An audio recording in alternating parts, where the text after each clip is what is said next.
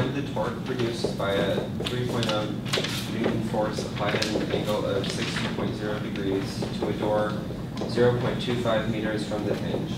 What is the maximum torque of this force could exert?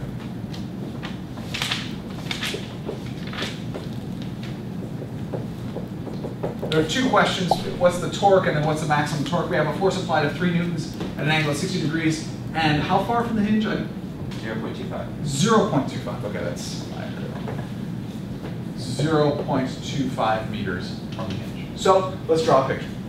We have our door. We have an axis of rotation. We know that this force is applied 0.25 meters from the hinge, from the axis of rotation, and that force is applied at an angle of 60 degrees to the door. So here we have our force applied at an angle theta, which is equal to 60 degrees as drawn here. So first off, let's figure out the torque. Torque is equal to force times lever arm times the sine of the angle. Please give me all of the numbers. Michelle? The force is that 3 or 30? 3. 3, and then times 0.25 sine 60.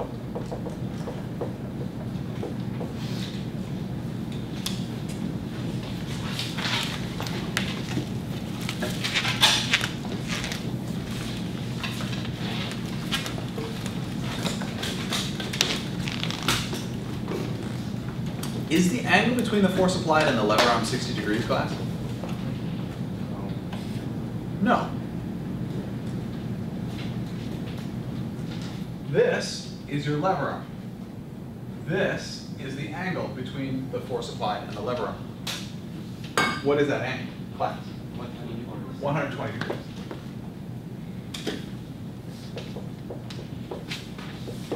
Torque.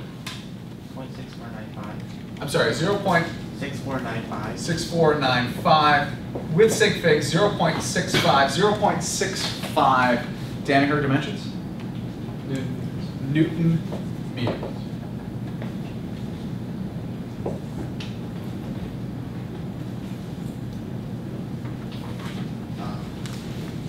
In the absence of questions, I will ask the question. I think Rick has a question. Yeah, I think I have a question. I'm going to ask it anyway. I win.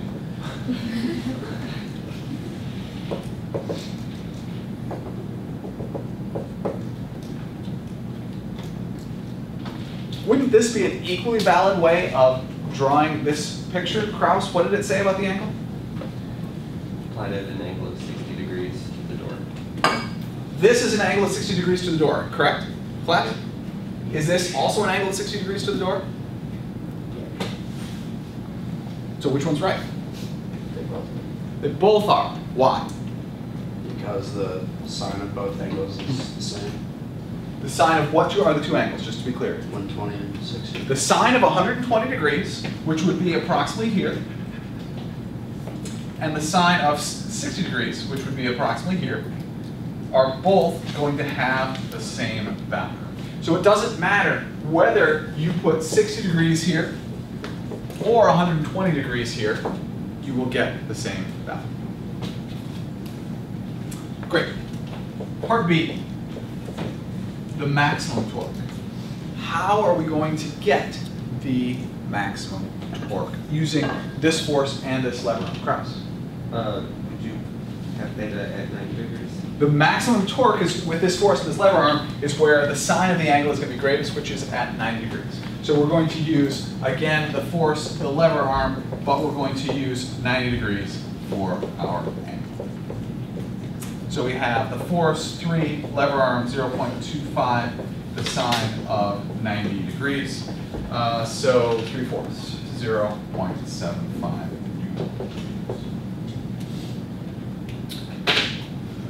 Newton. How do we know that the axis of rotation is on that side and not the other side? So Good question. In this particular problem, we couldn't answer the question whether we have a positive or a negative torque because they haven't given us enough information, right? So we could have drawn it on the other side. So basically, they should be asking for the magnitude of the torque. Good question. So one way to increase the maximum torque that you can apply, or to increase the maximum torque you can apply, is to use an angle of 90 degrees. But sometimes you can only apply so much force. You can only get the maximum angle of 90 degrees. But you can increase the lever arm, but the wrench only has a certain length, right? Generally, if you're using a wrench to tighten or loosen a nut. Mechanics have a tool that they use. What is it? If they have a nut that they cannot loosen. Pretty much every mechanic has one in their toolbox. Say again? Right. But sometimes that wrench is only yay long and you can't. A longer wrench. But the problem is that you have a whole bunch of different wrenches, right? So are you going to have a set of all really long wrenches? Say again? Monkey wrench. Right? You can change that. That's something different. Sorry.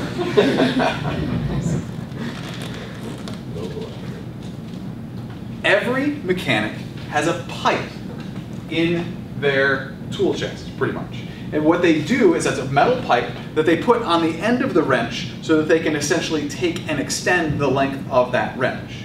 Now, so that will increase the lever arm, therefore will increase the torque that can be applied using that wrench. The unfortunate piece for that is every wrench is actually built with some sort of torque limit on it, such that if you exceed that torque limit on that wrench itself, you can cause an angular acceleration of the wrench itself rather than the nut.